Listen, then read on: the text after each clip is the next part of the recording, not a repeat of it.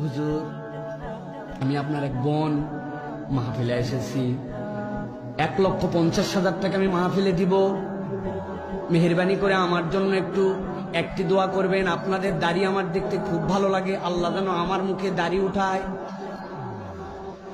আল্লাহুম্মা আমিন।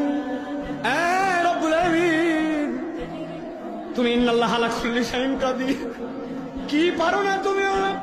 আল্লাহ আমার বোন 1.5 লক্ষ টাকা দিয়েছি, লক্ষ লক্ষ মানুষকে নিয়ে হাত তুললাম, মেহেরবানি করে আমার বোনের মুখে তুমি দাড়ি উঠাইও।